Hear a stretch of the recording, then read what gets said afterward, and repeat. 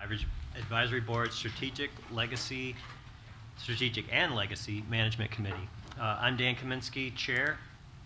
We have Dave Lavakis just stepped to the back. He's the Vice Chair. Committee members, everyone knows our committee members. And I'd like to thank everyone for coming out this evening and spending some time with us, because I know it's been a long wait since the last committee. It was like hours ago.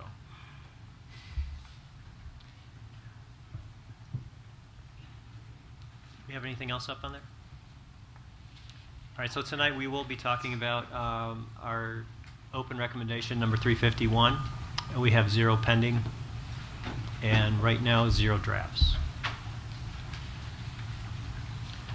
So with that, let's bring up Zack Todd to give us our update. Hello, everyone. So, Zack Todd, DOE. Did everyone get a sheet that I passed out with the numbers? Everyone? Good.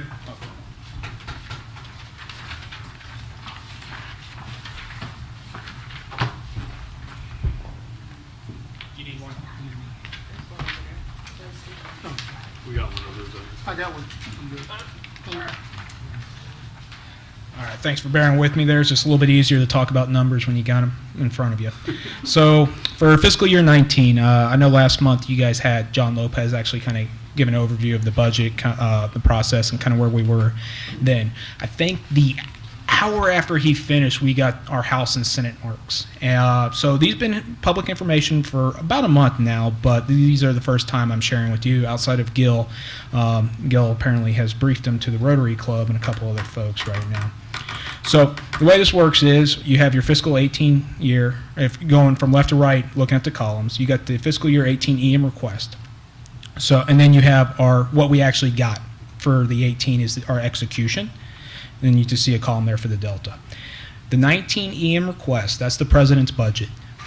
Everyone's kind of heard how favorable that budget was towards Savannah River. Well, we got a plus up and we were kind of looking at different things. Now the HOOD is the House Energy Water Development, I think the D stands for, Mark. That's where Congress kind of goes through and does their puts and takes. And then the SUD is the Senate marks.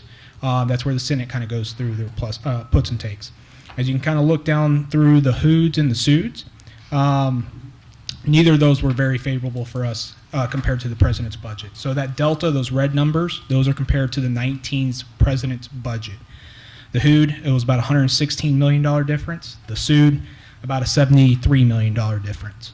The HOOD just kind of picked on liquid waste there, while the House actually took a little bit from all the different programs. So, and then the other of note is the PILT. You'll kind of see that number around the 4.7, and that's absent. The PILT is absent. So, that's kind of the update for fiscal year 19. For fiscal year 20, we submitted our initial need and target-based budgets. We'll get to you. Okay, all right. You said 20 got managed. Yep. So I'm not going to give you anything good. So we submitted our initial need and target-based budget. So really there's two different, there's what we want to have, like as far as like what we can justify based off of the program. And then we also get like a target. And that target is usually built off of previous year budgets. So, so we gave them all the numbers. We're kind of working through all the narratives and the justifications and stuff. So through the coming months, we'll kind of go through that development, and that'll lead to the presidential's budget request next year. So coming to the strategic plan, no good news. So we actually had EM1, Anne-Marie White. She visited Savannah Riverside, I believe, it was a week ago. My organization got a little bit of one-on-one time with her. We were talking about the strategic guidance and like trying to figure out like planning and how to be the most effective at that as we can. She's a very analytical person. She's actually had a lot of experience. She was a contractor, and she has a lot of experience actually scheduling projects. So she kind of looks at things from that lens. Very analytical, very matter-of-fact, very precise. So what right now is what she's trying to do is actually get a software suite that kind of takes in all the logic and schedules all the processes and kind of takes them at a corporate level, EM, and put them in this computer system. And this computer system is going to kind of calculate the best ways to do things. You would think that's kind of like would be intuitive, but actually when you kind of like you have these thousands of different processes and all these different connections through different programs and stuff, it gets very, very difficult to find the best, the most precise way. And by best, we typically talk about the best value. And then you kind of like overlay like, you know, the budget constraints and stuff like that. It gets even more like difficult. So this software, we're kind of hoping, she's hoping that it kind of really kind of paves the way, that we're able to take all this information to our congressional committees and like show them like, hey, this is the best way to accomplish these tasks. And then the idea is hope with like budget and funding. But so I say all that to say this: she's looking at getting that software suite. She's trying to understand which way she's going to go, and then she's talked about the strategic vision, trying to figure out like what all it means. She doesn't know where she wants to go just yet. She's getting a pretty good idea though. And then once she comes out with her strategic guidance, her strategic plan, we'll piggyback off what she says. All right, coming to the military. That picture that I gave you guys, and I realized that I messed up. There was supposed to be on the back of that like a bigger picture showing you where that is on the site. So there's not. So my bad. That's in B area. It's actually, if you know where the cloverleaf is in B area, it's really just south and a little bit west of that cloverleaf. And what's actually happening is the South Carolina National Guard is going to be refurbishing a parking lot from us. Where all those trees and stuff are, that's actually where a parking lot was. So they're going to come in here, clear that out, take away all the debris and heavy shrubs, and refurbish it with gravel instead of paving it. But a project for us, free, didn't cost us anything outside of some gravel. So pretty big win for the site, and the unit gets to do some training as well. In addition to that project, they're actually refurbishing a 4,000 square foot facility down at Gun Site 51. If you recall, Gun Site 51 is where the National Lab hosts a lot of homeland defense type trainings. We're hoping, like, when they're going through this 4,000 square foot facility, they're kind of like reconfiguring it to provide some classrooms and stuff like that. And we're hoping the National Lab is kind of able to utilize that facility when they're hosting the FBI and a lot of the homeland defense type agencies and stuff for the training that they do down there. And so it'll kind of facilitate and help them out. And then military there's been several training exercises throughout the site through June, mostly like small unit types, operating in D area, which is like the powerhouse and pump house west of 125. And then lastly, the EM liability. I know I've brought this up several times. I'm hoping it gets a little bit of traction because like it provides so much insight to like what we're trying to do at the site. It's the EM liability and really the ILCE life cycle.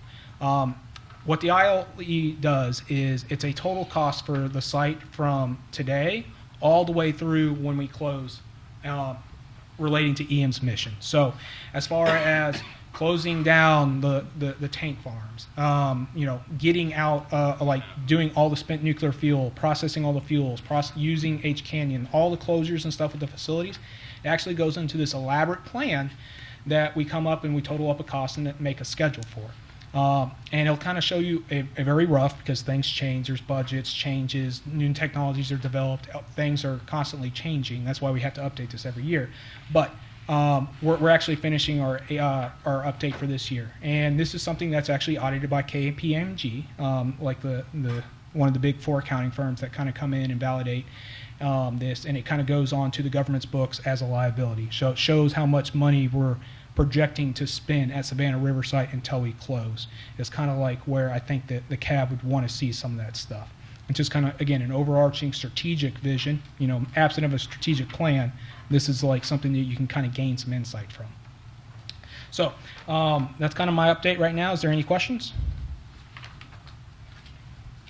Yeah, let's start with Dave.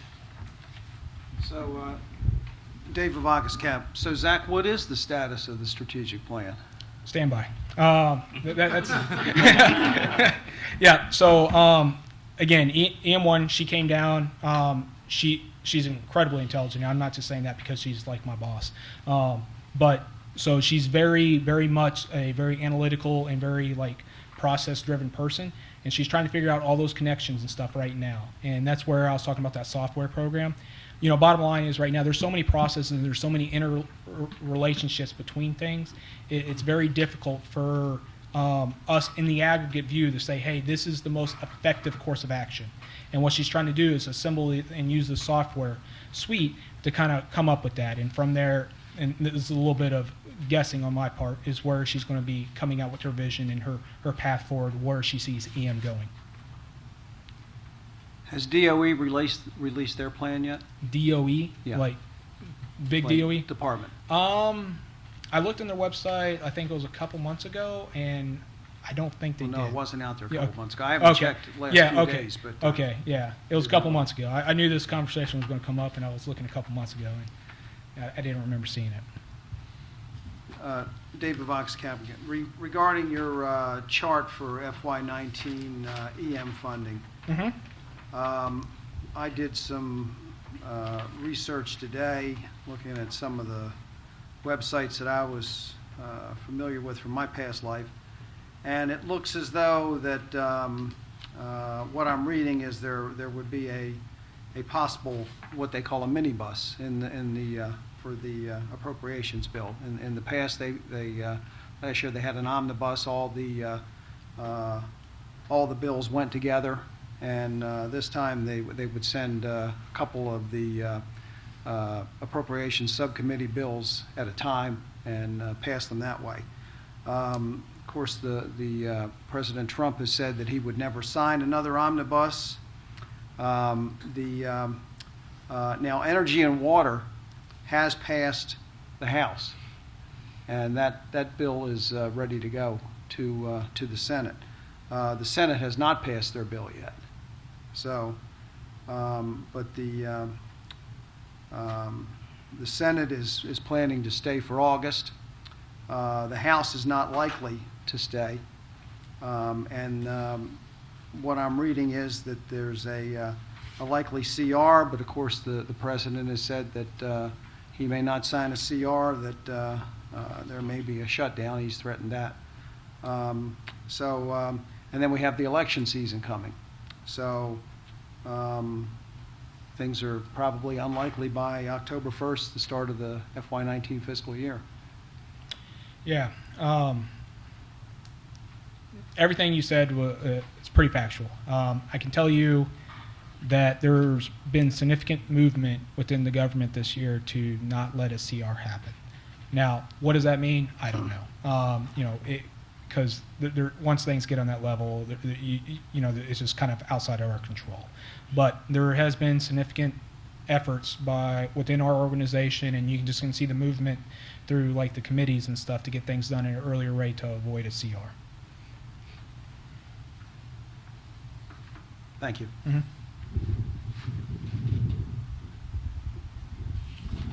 Any other questions for Zach around the table? Yeah. Unless you Yep. got some. Zach, how do we get the House educated? Because, we know about STU. Thankfully, they kept STU 7 funded. But we know once salt waste processing gets up and going, it's going to fill rapidly.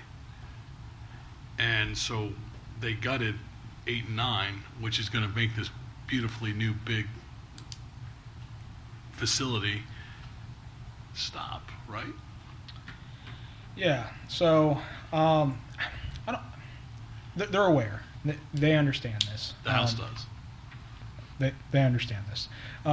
So the way that it works is when we get these marks and stuff, we'll actually get an opportunity, and this is what we're working right now, is to appeal. And what we do is in these appeals, we actually document the impacts and say, hey, if it's this dollar amount, this is what happens, X, Y, and Z. And if that was an impact, that would be highlighted within that document that's sent back to the committees.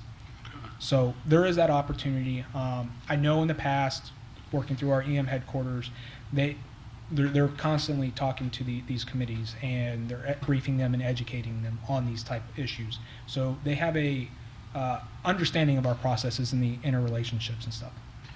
And do they realize that we had a strike last year by our security? I mean, when I start looking at the numbers, we had a strike. I mean, you know, Sincero strike had a strike. They're cutting safeguards and security. STU 8 and 9 is being cut. So Nuclear material stabilization and disposition is being cut. Liquid tank waste is being cut significantly. These are core. These are core things to South Carolina. So a little history, like, and I probably didn't do the best job explaining this, with the PBS 20, Safeguard and Security, the $20 million cut in the HOOD section, you'll actually see a line item that pops up there right beneath it, the Argus, the $10 million. So it's not necessarily just a $20 million cut. They took $10 million out of it and put it towards that Argus, which is like one of our security systems. But it was what it ends up being is a $10 million cut to PBS 20, not a $20 million. Not that makes it too much better, but just. That's fine. Okay, thanks, man. Joyce? Joyce Underwood, Cab. Did the other sites get comparable cuts? No. Not at all. Good to know. Most of the EM sites were actually plussed up.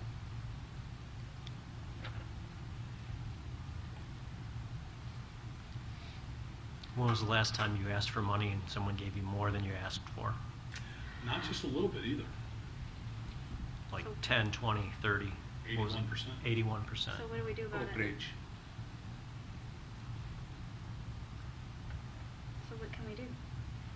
Well, obviously, we're going to be talking about the budget proposal or the budget overview that John Lopez presented. That's actually next on the agenda. But, yeah, I think something has to come of that. So I kind of want to point out one thing. It's not that I think you're wrong. Trust me, I live this almost daily. And I get to hear the wrath of the programs. Jim Folk. Almost on a daily basis. But you got to remember that this delta, that number there, is the difference between the presidential's requests and the marks. So if you kind of look at the fiscal year 18 execution, that 1471 number, and then you look at what the Senate and House marks are, both of them, in fact, are plus-ups from the previous year. Now, we did not get the president's request, and that's where those deltas come from. And that's what we measure the plus-ups and takes from, is the 19 request. But, in fact, we still do get a plus-up from 18 to 19. I know you're not going to sleep any better, Gil, but... You did your job. What? You gave the statement. Say it a little bit louder. You did your job. You gave the statement. David? Zach, of the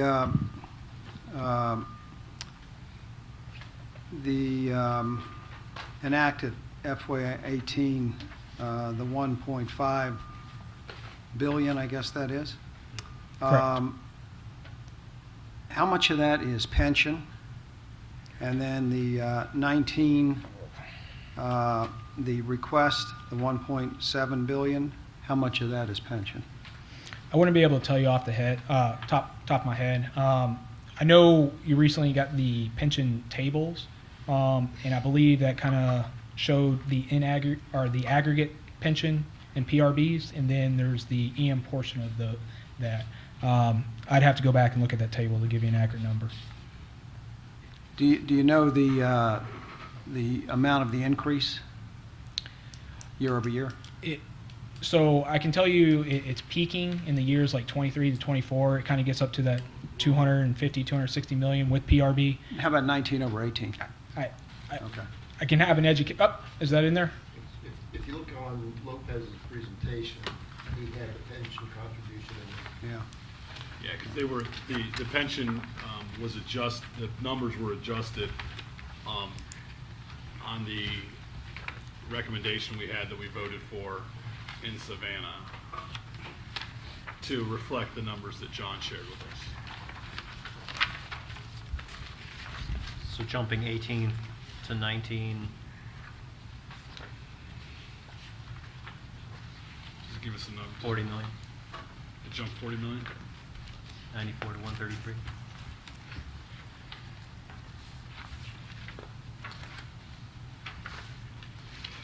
So just under 10% of the actual budget. It's a tithe.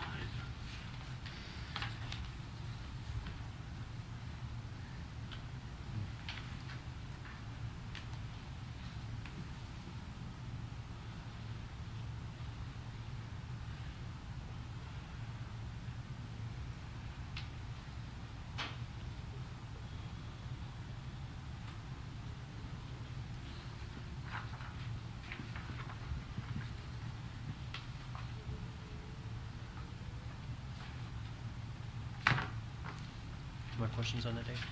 No, thank you. Thank you, Zach. We'll call you back. I'm sure. And you're still under oath. Be careful with that. This is a public meeting. Okay, so moving along on our agenda is this committee discussion, and we'll start with the DOE SR budget and process. So the core of this presentation is presented every year, so I'm familiar with the gist of it, though I was not there for this specific presentation. So from those that were there any surprises, sidebar conversations that should be reiterated at committee level?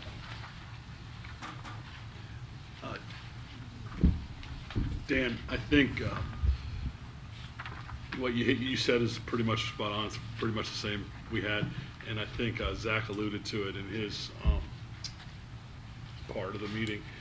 They got these numbers about what you said about an hour after the meeting, so these numbers are new. Yeah. So, yeah. So we really didn't. It was pretty much what you said, the typical presentation. Okay. So Gil, also pointing out those numbers, I actually didn't digest those as of yet, and seeing where critical items like salt stones being cut while SWPF is going up seems counterproductive and sets us in a very short path of success, and we'd have to throttle it way back to let the infrastructure catch up with the processing capability.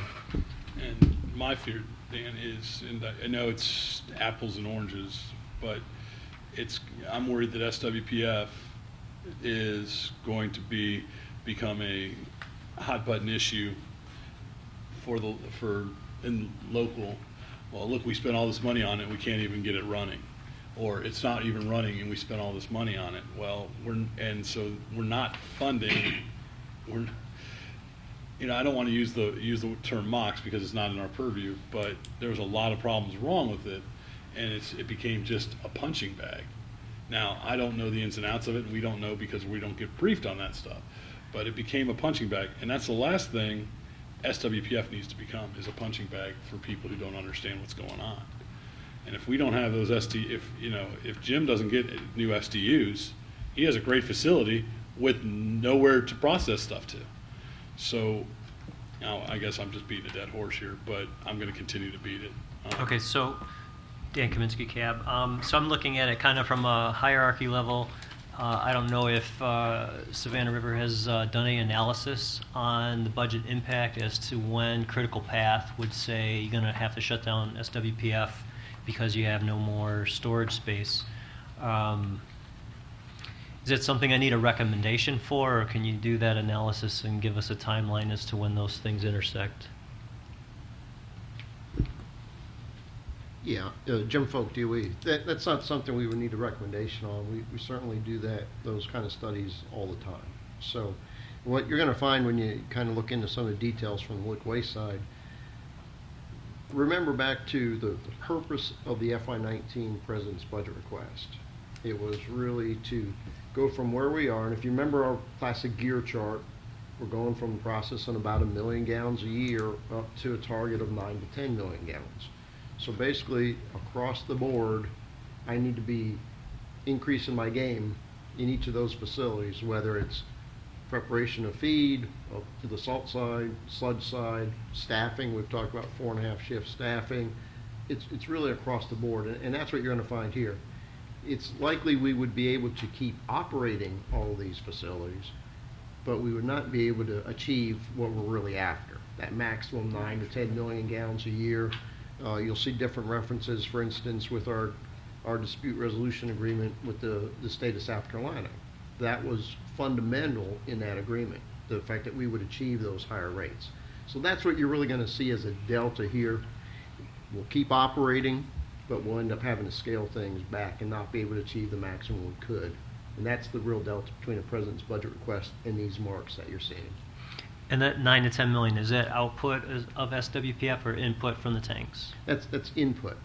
So, you know, a 9 million in will probably equate to roughly 11 million or so coming out. That would end up going to the SDUs. Okay, and SDU 7 is how big? Pardon me? Same size as 6. I'm sorry. STU 7 is the same size as 6, correct? Yes, Yep. yeah, from this point on, SDUs 7 through 12 will all be pretty much cookie cutters of 6. And the size capacity again, just refresh About my memory. 30 million gallons 30 million. of grout. So there's a multiplier there from the decontaminated salt up to grout is about a factor of 2. So 11 becomes 22. Right, so for instance, there's about 15 million gallons worth of salt that we actually put in each SDU, total volume of about 30 million gallons. So about a year and a half capacity. Exactly, 18 months, you're right on. About every 18 months, we would fill up an We SDU need once an we hit it. SDU. Right.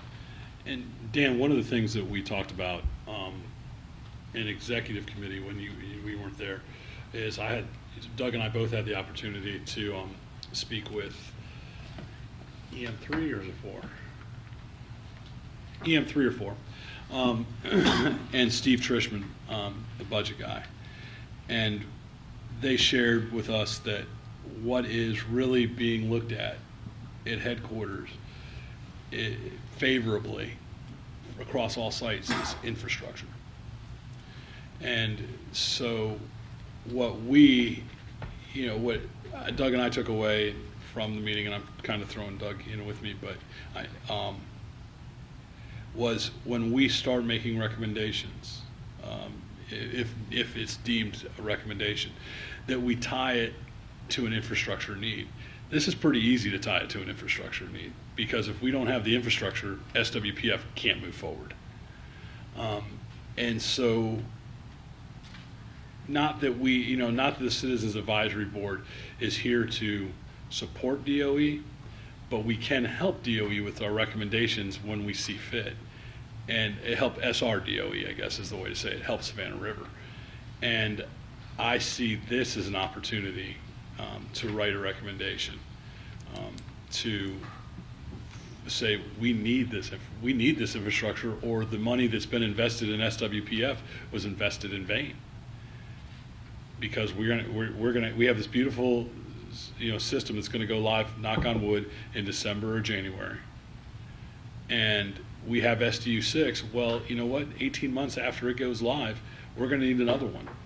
And then 18 months later, we're going to need another one. And 18 months later, we're going to need another one. And if they don't fund that other one, we just spent, what was the total cost on SWPF? $2 billion? $2 billion. Yeah, we just spent $2 billion to shut it down. What's the construction time on the It's about 2.5 years, I think, is what we're looking at. Right. We're looking at it. When would we're behind? when would SDU 7 be filled? Complete rather, under the current timeline. I don't have that one with me. We have a table we can provide that lays out right off of the system plan the exact construction and operating time for each of those SDUs. So I don't have that with me, but we can certainly provide it.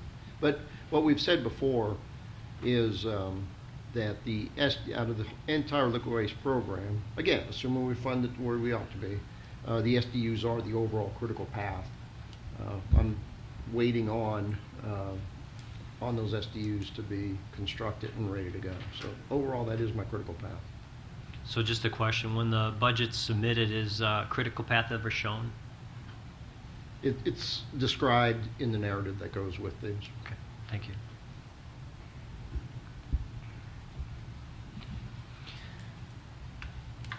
Bob? Bob Smith, Cab. Just sort of a point of clarification, though. I understand what Gil's saying, and I agree with it, but what is really defined as infrastructure? You know, to me, infrastructure is going to be roads and water and the kinds of things like that, but I don't necessarily see the tanks as being part of the infrastructure, or being considered infrastructure. Yeah, Jim Folk again. You know, earlier in the previous session, we talked a little bit about infrastructure, and we tried to identify inside the fence and outside the fence. So the outside the fence is the kind of stuff that Zack and company are mostly focused on for the roads and commodes, right, that are common to the site. For the inside the fence kind of stuff, it's what I need to run the liquid waste program as an example, right? So you're right, in normal terms, you don't think of a disposal facility as infrastructure, but yet it's so key in the whole process. I cannot run for long if I don't have a disposal facility. And really, Bob, what we're borrowing off of and looking at other sites and how they've had budget requests, be it Hanford and stuff, this is how they're getting their money. I understand. My comment was only just to make sure that we understand the ramifications of the wording, and because we can make all the suggestions in the world and call it infrastructure, but if they don't consider it infrastructure, then it's going to be pointless. It's wasted, yeah. They consider, But I agree with your point, and I also agree, you know, it ties in with yours. Yeah. And You've invested a lot of money and a lot of effort to be able to handle this process. And if you don't have the downstream facility to store it, then what's the point of doing all that? right. And you've demonstrated the savings from 6 of building it, and you're going to cookie cutter those, so you hopefully would see some savings in addition to that for those.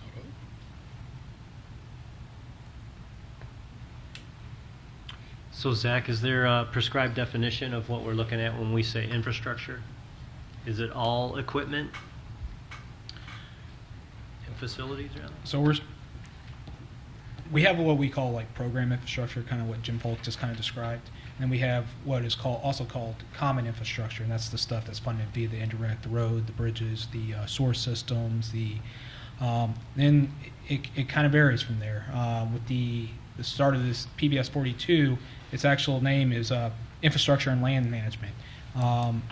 Headquarters hasn't made a very clear picture of what all that PBS is supposed to encompass yet. So right now we have an EOC in there, and that's part of infrastructure. And we have, I believe, the D area ash basin. That's infrastructure item for PBS 42.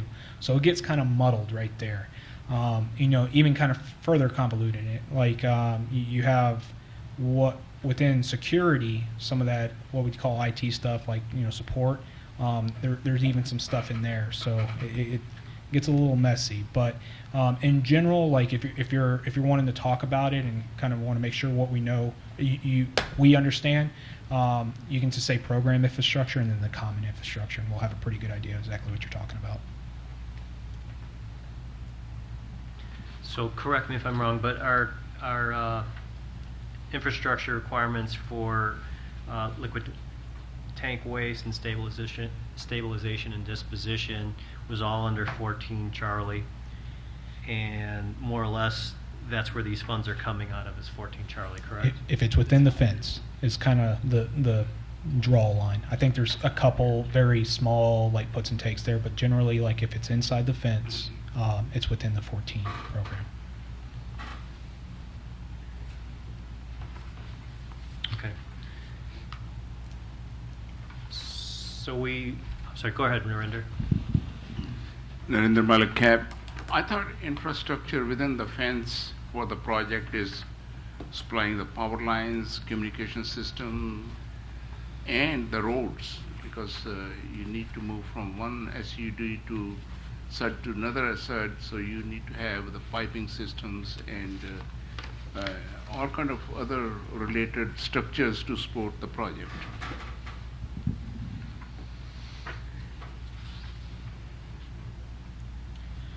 So, like I said, there's some puts and takes, and we're just trying to make this as, like I said, it gets really messy. It's not very nice and neat. We even have a pool. It's called UBS. It's the unit billing system where folks kind of pay per computer and stuff. So, like a program, say 14C, some of their users for the subcontractor, they have it's a pay by the drink. And we have these different computers, and they pay like a monthly, we'll just say a subscription for that. And there's even some money that kind of goes in there that kind of crosses into the building.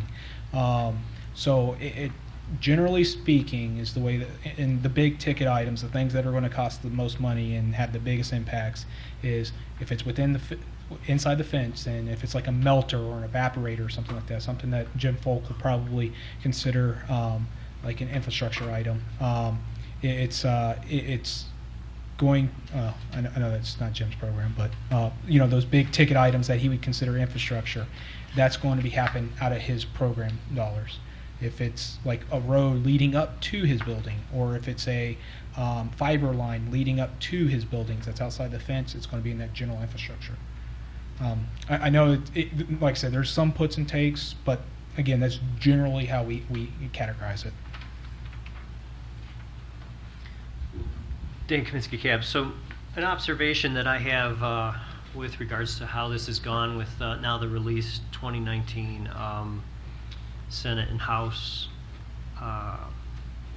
line item cuts, and, well, in one case, line item add. But that being said, annually we put out our IPL recommendation letter, and it clearly has stated, since I've been on the cab, that the liquid waste processing and disposition is the most critical, most important to this board. And clearly the House is not getting that message, because why would anyone take what we as citizens believe to be a highest priority and cut it by $30 million when, not saying that other things should be cut on here, but other things went completely unscathed. So that sends a little bit of an alarm to me. And I don't know what this cab can do to assist DOE in getting that message out. I do have one question on that. When the budget is presented, is our letter presented in some sort of context or appendix with that budget request, or is that just rolled into DOE's prioritization of our PBSs in the IPL? So the way that we work, we submit everything up through headquarters, and we do submit that letter. We document and we submit it up with the requirements and stuff, and say, hey, and we just put it as an attachment. What happens after it there, I'd have to follow up and see how far that goes down the pipeline. But and I know we kind of, I said this once, but just when we're looking at it, we're right. We did get cut from the 19 budget's request, or the presidential's request. But you always kind of look back at that 18 number, and these requests and stuff, they're built off what we think is the need. Like, so we're going to be operating more, so we need more money. But if you look at it from 18 to 19 to the marks, it's still a plus up in a lot of these programs and stuff. So don't get me wrong, this is not a pretty picture here, but it is an overall plus up. So just kind of bear that in mind. We'll go with Doug. He had his card first. Doug Howard, Cab. I think I brought this up before here at one of our subcommittee meetings, but back in the day, the way the military would look at things, the infrastructure, because it was such an ignored, I guess, commodity that everybody kind of glanced over and didn't pay any attention to, and as they saw it begin to fall to the wayside, then they began to put that up front in requesting money, and then when those things got paid off, and then the critical things like the weapons for soldiers, tanks and ammunition and all of that, and that's when they went back to Congress and said, look, you know, we need money for this. And that really hit some alarm bells with those folks up there in Congress. I don't know how they could do it like that, but I mean, sometimes you have to do things to get the message across.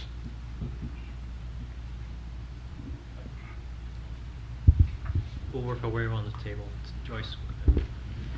Joyce Underwood Cab. I don't know who I'm asking this question to exactly. You said So you know- exactly. Exactly. Oh, But that's for you in YouTube land. Anyway, okay, so things inside the fence often have like timelines of like how effective they're gonna be, you know, like lifespans. Mm-hmm. Do the outside the fence things have lifespan data that we could look at? Is that a thing that is that a thing you have? So, yeah. So we actually have probably more data than we know what to do with, honestly, and a lot of this stuff.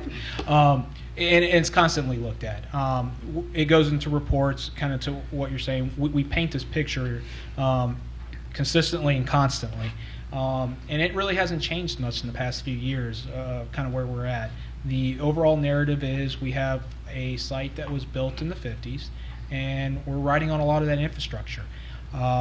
So kind of coming back to your specific question, we have this catalog, and this is more facilities related, but it kind of captures some of that stuff, where we have every single facility on the site, you know, knock on plus or minus a couple little things, is captured through this database, and it has the square footage, like if it's contaminated, what it is, its replacement cost, how many years it's been serviced, and it kind of links the deferred maintenance on there, and there's a whole nother list that kind of compiles into there, and then there's all these calculations that go into based that some of the contractors perform, that based off of how long this has been operating, we're at such and such risk. There's a whole type of risk database that kind of over layers on it. So all those things are looked at. Is the shorter answer. So somewhere out there's a list of like your high priority needs as far as Oh yeah. outside. No, absolutely. defense. There is you know, yes, there is a list of high priority needs, and like, you know, our IPL would be a pretty decent reflection on that. Okay. I have another question kind of relating to something both of you said. You getting this parking lot redone by the Army? Mm-hmm. Is there any way that you could do more of your infrastructure needs in that way, that you could get them on the cheap? So it's we can't demand. That's the thing. So it's definitely much a sales show. So like we have a site liaison. His name's Tommy Striblin. He works for the state. He does a great job. But what he and I have done in the past is, and we've actually had help with the contractor and through DOE, is we build this kind of catalog of different projects and stuff like that, based off their skill sets, things that we think they can do. But it's ultimately up to that unit to say, hey, that looks neat, I want to do that one. So it's very tough to say, hey, you know, we got to pave Road 4, you should do that for us. It just doesn't work that way. It's very much so like we have to entice them, not entice them, that's probably a bad word, but it has to be an attractive project from a training perspective for them. Well, how is that presented to the Department of Defense? Is it like per unit, or how does that work? So we have a relationship with the South Carolina National Guard, and from the top down at the Guard level, they're very well vested. We talked about like how we're looking at the 750 acres going to the South Carolina National Guard, and so that relationship continues to grow. So there's probably some things that happen on their end, like the command of the South Carolina National Guard says, hey, commanders, that you need to come look at these different projects. But from our perspective, it's us presenting these different projects to them, and then that commander selecting. So it's only going through the South Carolina National Guard. Yeah, at this point. Is there any way to expand that? I'm sure there is, but we're just not at that level of maturity yet with this. You got to think, like, this first happened like 3 years ago, and this was, I don't want to say first of a kind, but no one's really heard of this stuff before, and we have to like get through a lot of different obstacles to make this happen. It's not a kind of a widespread thing that you have a National Guard unit under the training banner performing work for a different agency, I'm just or throwing what it we out would classify there. as work. There's an engineering battalion at Fort Stewart. They No. build roads. No, I promise you, we're very, very well. I'm very well aware of like all the different units and their capabilities, but you got to think, engineers are in very high demand. Especially this past year, you had the several different hurricanes and stuff. What are some of the first units that deploy to these? It's the engineers, and those are the same folks. As much as I love the infantry soldiers, as far as like we're concerned, we don't want them building any bridges or anything like that. It's these very specific units, and they're in demand, and it's tough to get these folks. And so the South Carolina National Guard, through that relationship, they've kind of made this a priority but for a Fort Stewart, an active duty unit that's kind of like deploying all over the world, preparing to go to Afghanistan, Syria, building infrastructure, we're probably pretty low on their priorities. We've tried though. We've tried. It's just you got to dangle that carrot, and you got to hope that you get a bite, and it's getting the bite is the tough part. David, question? Dave Vabankas, cab. Zach, I noticed that, I just was pulling this up, I noticed that with the Energy and Water Appropriations Bill that passed the House, there's an accompanying House report. Does the House report, do you know, explain any of the rationale for the differences between the PB and the mark? Very, very high level. Typically what happens is we actually have to go back and communicate through our headquarters, like, hey, what are they trying to do here? Like, I can't get into the specifics on this yet, but for instance, this has been a recent conversation within PBS 20, that $10 million, $10 million was allocated to a line item, and then there was that $10 million. That the House had a very specific idea in mind when they took that $10 million from PBS 20. But it typically takes us going back and communicating through our headquarters that are talking to the different staffers and stuff to get like a concrete idea of what they're doing here. I mean, we can get little glimpses, but it's not the full story. Thank you. Okay, so wrapping up discussion on this particular presentation, does anyone on the board see any recommendations that can come out of this? One that jumped to my mind was potentially should a recommendation even be needed for the IPL recommendation letter that we drafted and approved by the full board this year accompany the appeal to the House? And that seems like a reasonable request to have it straight from the Citizens Advisory Board's lips as to our priorities and the concern that they've made the biggest mark cuts in our area of concern.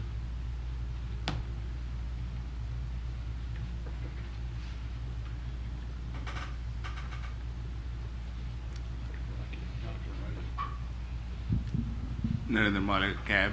I think it's a good idea, but need to be given serious thought about that, and the wording has to be very carefully drafted so that that we stay on that track. So when would the appeal actually occur? The decision on the appeal, or the process of the appeal? Both. So we're already working through the process of the appeal. It's a lengthy. It's a lengthy process, or it can be lengthy, depending on what's going on. And the final is I think when the budget is finalized through the House and the Senate and then passed on. So I can't tell you when that is.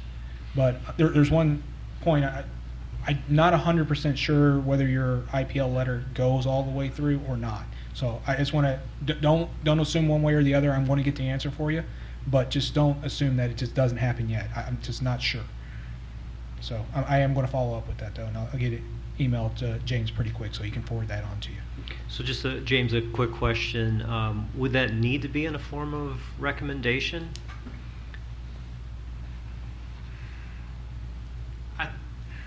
It seems kind of nebulous from the purview versus what we're asking. Because we're almost stepping out saying we're not only just recommending it to DOE, which is our Well, purview, we're yeah, recommending DOE take what we recommended. I don't know if that's necessarily where it becomes out of your purview, where you're recommending something out of DOE. I think the question is has the department asked for input on their appeals process? So I don't know that that's necessarily the element that's in your work plan. So that's what we would have to go take a look at.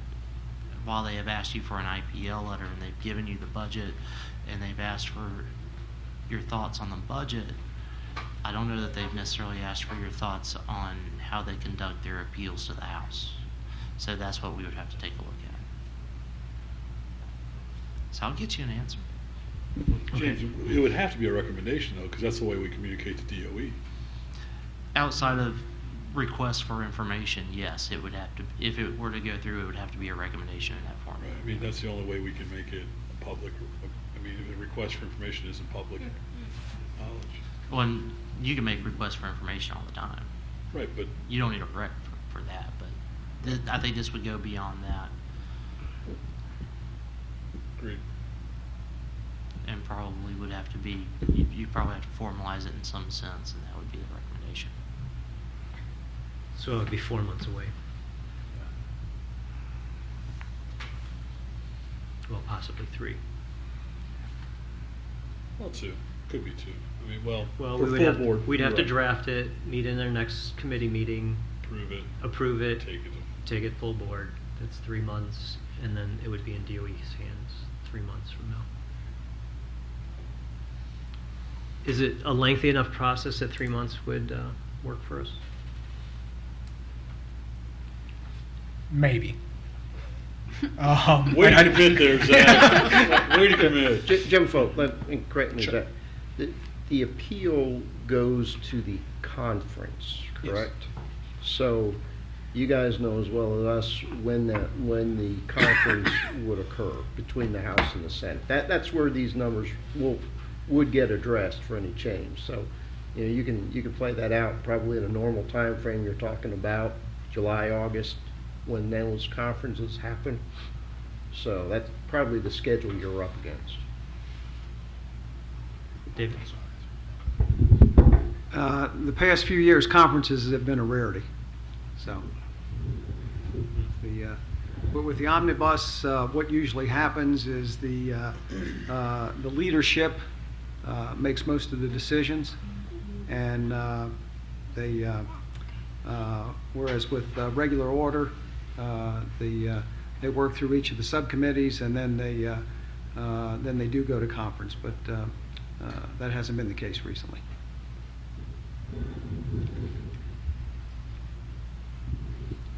Okay, so from this committee, do we have any volunteers to start drafting a shell of a recommendation along the lines of our IPL recommendation letter accompanying this appeal and future budgetary requests?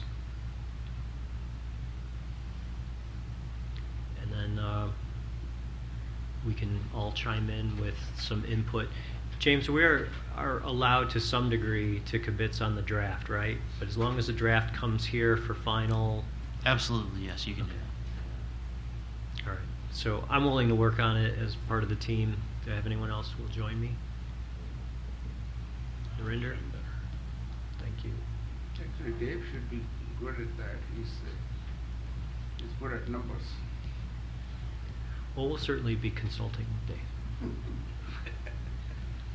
All right, so for the sake of time, let's move on. So did anyone else have a recommendation that they saw out of this presentation or our discussion? Okay, tying that into another topic that was at the full board, which was the pension budget. It's my understanding that passed unanimously, correct? It did. Yes. Okay. Any surprises, any additional comments out of that? I would have expected little or none. Okay. Recruitment and retention. Evidently you enjoyed 3 presentations from the different agencies out there at the site. I had 2 quick questions.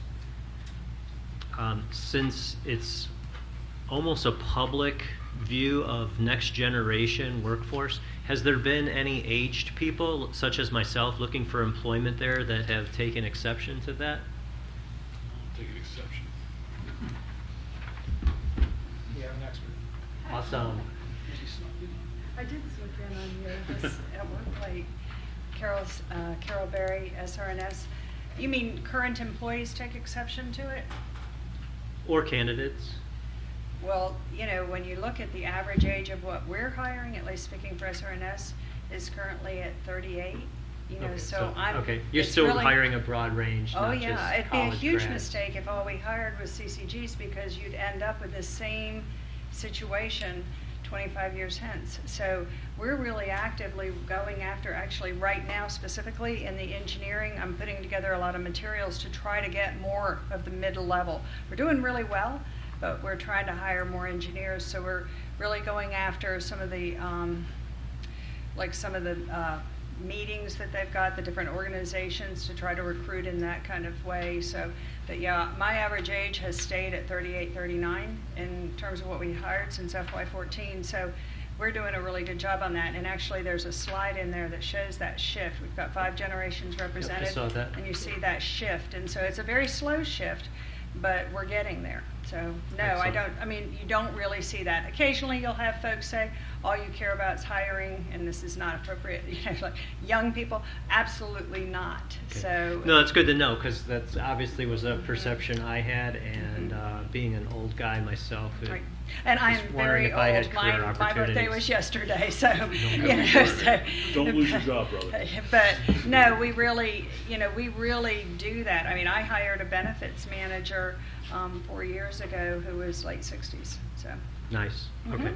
So there's hope for me. right, you got a second. Jump on it, nice. You like that? Nice. You have another question? Yes, I did. And then just the other general question I had was, overall, how do we feel? Are we on track for recruitment? Are we filling the gap of retirees?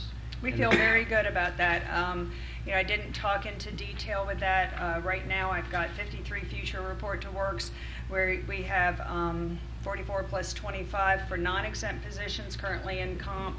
I think 44 were in RadCon, 25 were Tritium production operators. They're in comp right now to set salaries. We've had extremely good luck. We're in a bit of a ramp up right now. We'd held off earlier in the year, waiting to see what happened with the budget, but we're on track. And where we have some targeted areas, we're busy putting in some programs. We're working on an IH program, working with 3 branches of the military, working with USC-Aiken, because that way we don't have to travel far to get candidates.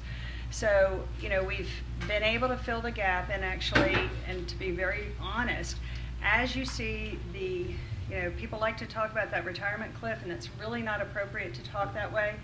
As I don't like to give people the data on how many people are eligible, because just because a person's eligible to retire doesn't mean they're going to. A lot of factors play into that, and a lot of them are private and personal. I was personally happy to see my neighbor finally retired at 76. Well, right. So I think one of the things, though, that we have seen over time, a couple things, and this is partly an observation, a lot of it I can't really prove, but I've worked out there. I'm in my 31st year, and so I understand the human behavior aspect. I'm a student of that. But when we weren't hiring for so long, people feel very loyal out there to the work that they do, and they don't want to leave people in the lurch. Like, they're going to have to take on my job because nobody's getting hired. Well, now that we're hiring, you're starting to see that. And now that you've had a lot of new folks on board, people are like, well, they're very capable people, and so I can go to that next phase of life. So I really, you know, I call it that circle of life. I think now that we've been able to have the budget to hire, and doing that is getting us back to a normal behavior that we hadn't seen in years and years. You know, I came full service in '89. I had worked prior in construction when I was going to college and grad school, and we saw that big surge when we built up to about 26,000, and then we just didn't hire a lot. And so we never knew what the behavior what normal behavior was out there. And as you see the contract end date moving and changes like that, people that might have said, well, I'm going to work to the end, you know, so people were worried about that being a cliff. Well, now you're seeing a steady flow of people leaving, but you also see a steady flow of people coming in. So I think we're able to work that overlap so people get a lot of that knowledge transfer in different ways. So I think we feel real good about that. Thank you. Mm-hmm. Appreciate the input. All right. We're on the table? Doug Howard Camp. Ironically, last week during the public tour, there was a young lady, seemed to be in her mid-30s. She was an engineer, and she was looking to get employment out at SRS. So she seemed very enthusiastic. Matter of fact, James talked to her also. So hopefully she's going to get employed out there. Hopefully she will, right? Good. You know, and I'm always happy to know, you know, I like to tell people how to go to Brass Ring, watch those job opportunities. Now, actually in engineering, they have 2 requisitions we're able to leave open constantly because that's an area we need to keep hiring. And so there's always a requisition out there for entry-level and mid-level engineers. So she needs to put that in. Thank you. Anyone else? Joyce? Joyce Underwood, Cab. How do I phrase this? Is there any effort, I guess, on the site to make people who are not from this area aware that they're here and they're hiring? Because I've met several people who have recent transplants, and if they hadn't talked to me, they don't know what SRS is or that they have jobs. And they're very educated people who could work there. Well, so we did do information pods, but we stopped doing those, Kristen, 2 years ago, I think would be about right, maybe 2 to 3 years ago. So we did that. I know that we have representatives speaking at public meetings, and certainly in the paper. Our jobs are posted. It's on Facebook. I mean, there's a lot of different ways we have our jobs out there. So. Well, I don't know. I mean, I wonder if people who aren't from here and they see an SRS job posted, if they don't know what that is, like, how would you educate those people? Like, they might just gloss over it. And I don't know if that's a problem you can solve. It's just a thought. I don't know that that's a problem I can solve, and then one of the reasons I'll tell you it's not really a problem from my perspective is I'm not lacking for applicants for positions. So at this point, you know, we did the info pod because we felt like it was a way to create, you know, really, to your point, people don't know what we do out there. They might not have the information, and those went really, really well. But that's a huge effort to continue to sustain because the same people that were doing those are very busy with a lot of the tours, and we have increased those exponentially. So I see it as something that we did for a period of time, and it worked really well for us, and potentially we would do it again. But again, it's like a cyclical effort when you've got issues. When we do outreach at Aiken Tech and some other areas, we keep in touch. We have certain individuals that are over certain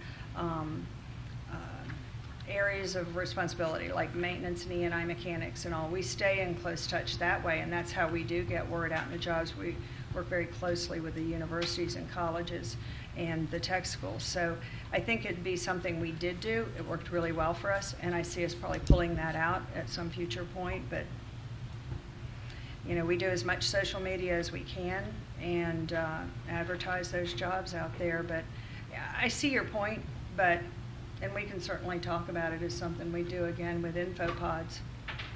But again, some of those were well attended and some hardly at all. So there was a big effort to put those together. So, but it's not been an issue in terms of having applicants. I mean, I had 2 entry-level HR jobs. We had almost 500 applicants for each of them, and I had over 150 that qualified. And we had to sort through all those so that I think both of them ended up interviewing, or in the process of interviewing 8 people because we had so many qualified applicants. So it's partly why it's not perceived as a problem on our part. It's a good problem. It is a very good problem, I would agree. We're in a very sweet spot that, you know, having worked out here as long as I have, and I'm born and raised in Aiken. My dad was long-term DOE, AEC, started with AEC. So, you know, I have a passion for what I do. I never dreamed that I'd be in a position to be able to say my goal is, before I ever think about retirement, is to hire, you know, at least 2,500 people, and I'm getting close to 2,200 right now. So it's pretty amazing.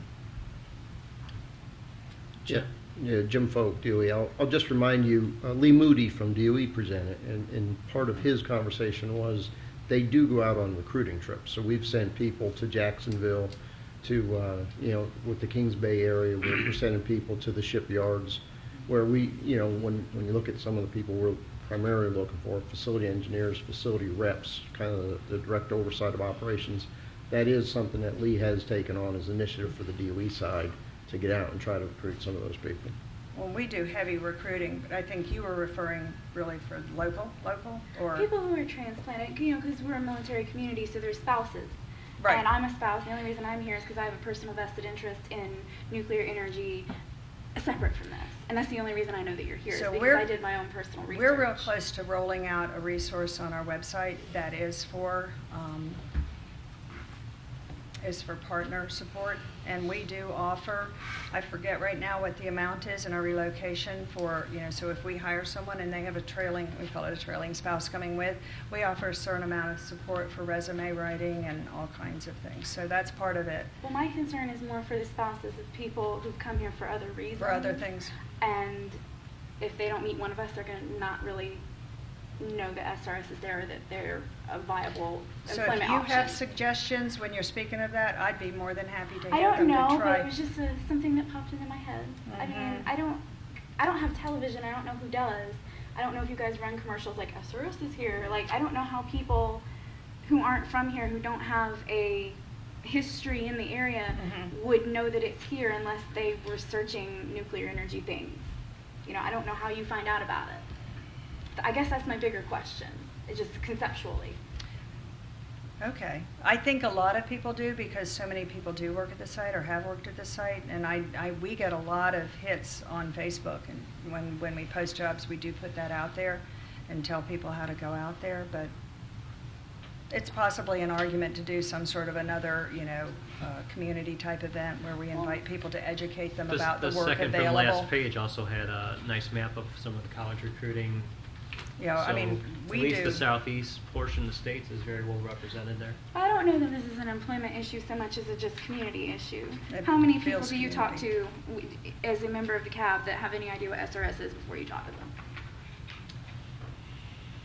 Had no clue it was here. When I moved in. Exactly. Exactly. That's what I'm getting at. That's my point.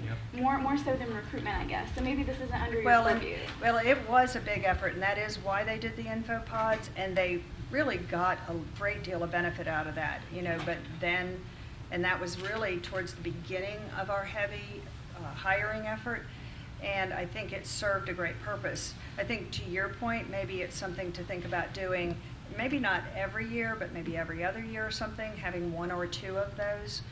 It's a thought, and something I would pass on to the folks that look at the community outreach portion. Well, let me ask this. Is there anything like, because I've never been, in the local Chamber of Commerce in the 5 counties that mentions SRS? Because I just genuinely don't know. Yeah. There Yeah. is? Oh, Okay. yeah. Oh, the Oh, chamber yes, members. definitely. Oh, okay. Actually, I was recruited to the CAB through the chamber. Oh, well, there you Right. go. The chamber definitely does. Well, I mean, maybe you're doing everything that you need to do. I mean, you can lead a horse to water, right? So. Well, true, but I mean, I have mentioned recently, talking about different things, maybe it's time again to maybe do an info pod or two. That was a very heavy effort. It was very successful. I participated probably strongest in one that was at Aiken Tech, and it was a great experience. It's something I don't forget, because I was able, and it really does ring true what you're saying to some aspect. I was talking to, it was a group of young men who were in a specific program, and they had a whole lot of questions for me about what entry-level pay was in certain jobs, and they had no idea that, I can go out there and I can maybe, buy my mom a house and things like that. It was very poignant to me, and it made me think, well, maybe we could do another one of those. It really got folks interested in gaining employment out there. Now, a different thing we're doing right now, because I do see a lot of the importance of doing education outreach within our high school. We've got a lot of young people that may not have family members pressing them to, there's opportunities for you and a way to be successful, particularly if they have never worked out there or don't have an understanding. And so we have a great deal of activity taking place, working with high school students, and it's been, getting them to understand programs in the area that they can attend both 2 and 4 year, and maybe seek employment. And we're having some luck with that. I had a group of people that work with me down in the Low Country. I can't remember what, it's part of the Promise Zone effort we're in, and they're doing a lot of outreach that way, giving people interviewing skills and tips on their resume. And So we do a lot. It's a matter of number of people to do a lot of those things. So different things happen in different cycles. So, Thank you. okay. So going around the table, anyone seeing any recommendations that need to be drafted for the outcome of this presentation? Did you have any areas that you wish to see some additional input? Seems like it's fairly well covered. It is, but I'm always open to input, so. Yeah, you see, Joyce. What about what I was talking about? Is there anything in there that you feel you can mull it over? And Yeah, I'm a little. Any other discussion around the table? All right, moving on to the next presentation was the Natural Resources Management Plan. This is one I'm least familiar with, so I'm hoping that our committee members will chime in as to what was of interest to the CAB and if there are any outstanding questions, input, or recommendations to follow up on.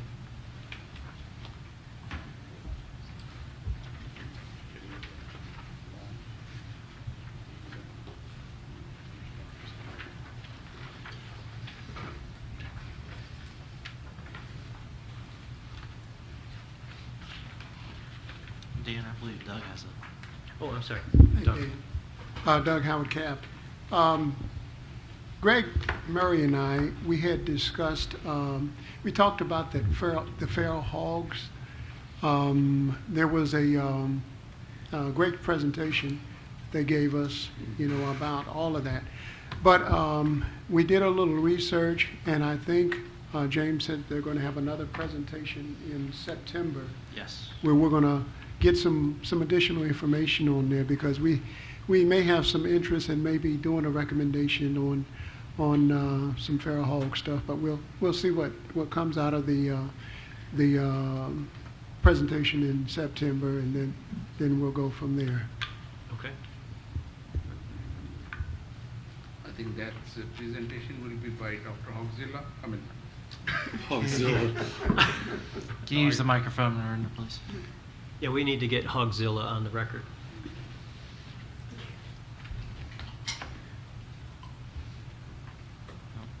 No? All right, anyone else? Okay, so that moves us into open recommendations. We have number 351, I believe it is, open, and we received the response literally as we were adjourning 2 months ago. That being said, could we just jump down to the recommendations, please? Hopefully everyone is reasonably familiar with this recommendation. So basically the outcome recommendation was work with the Savannah River National Laboratory to evaluate how direct base funding from the federal budget for stability purposes could be requested and established, and evaluate the lab to determine what budget projections would be needed for base funding. So basically this was a recommendation that the CAB, for some of our newcomers, this was a recommendation based on the fact that the lab's funding was coming as portions, not really as a tax, but kind of underlying funding, bits and pieces from the different PBSs out there. And it was suggested that maybe it would be more solid and they could do more good things if they had a baseline funding that was more under their control and not necessarily at the beck and call of the PBS owners. So that was our recommendation, and could you jump over to the response, please? Okay, so this was broadcast actually quite a while ago, right? Yes. So I'll vouch for everyone here. You probably read it when you first got it, but it's been so long that you might not remember what you thought about it. So basically, thank you for your recommendation, SRNL funding. In its continuing effort to advance SRNL as the Office of Environmental Management National Laboratory and take full advantage of its federally funded Research and Development Center role, the Department of Energy Savannah River Operations Office has already contemplated the need to establish base funding to support operations, maintenance, and infrastructure.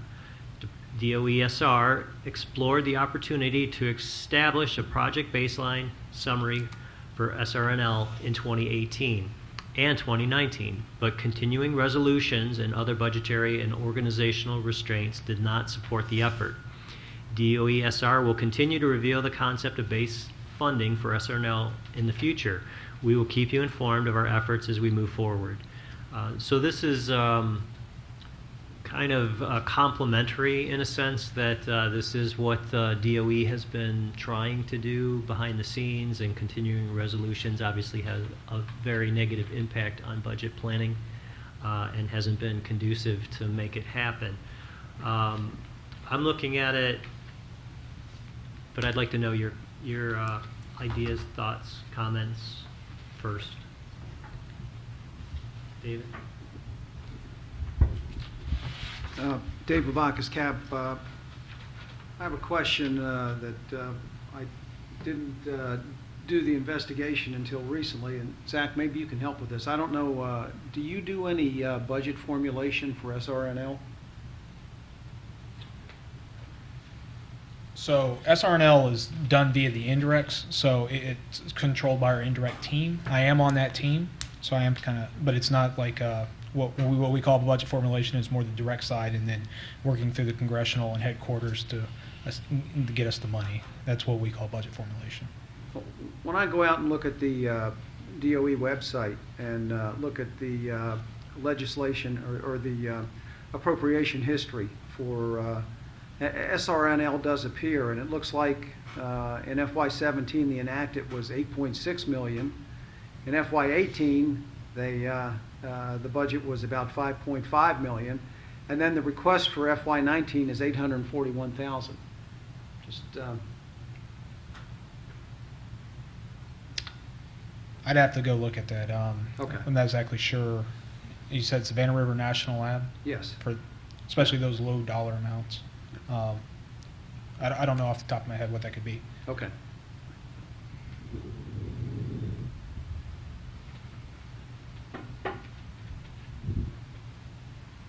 Any further discussion on this response? Does anyone feel it's inadequately addressed or feels that we should move forward with closure? So moved.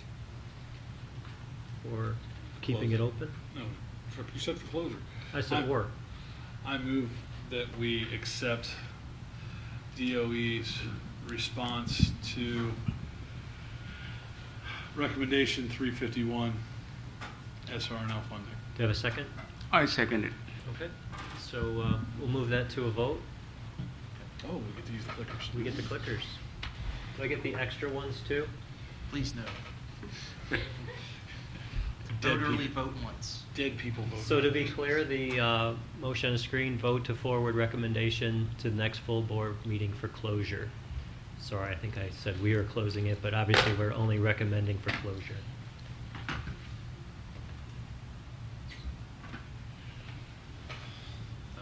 Okay. Number 5 is right here. I think we're good. You do it. Number one. Okay. Did you want to vote? I didn't because I wasn't on this committee. Right, so we can go ahead and close it. Ooh, it's a vote. Okay. Unanimously. Unanimously. Darn. Okay, I thought somebody so would- moved. We will move that for full closure at the next full board meeting. Is And this before- the first response we got from Mike Budney? Is this the first response we got from Mike Budney? I think so. Oh, we should frame it. Well, it's just interesting. It's a different format. I just noticed that. Oh, yeah, normally it reiterates. I like it. It's fine with me. Okay, so our next meeting, August 14th, 6:30 p.m. until 2:20 a.m. I mean, 8:20 p.m.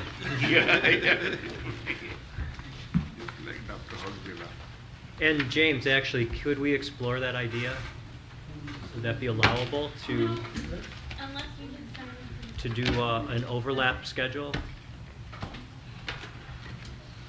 I'm only, So did we bring that up in this meeting? No, we brought it up with In the you last after meeting? the last you brought it up one. in between the. So in the budgets. last meeting, since it ended on the early side, this meeting, because it's slated for 6:30, the committee members and myself needed to stay here another hour and a half before this meeting could even start.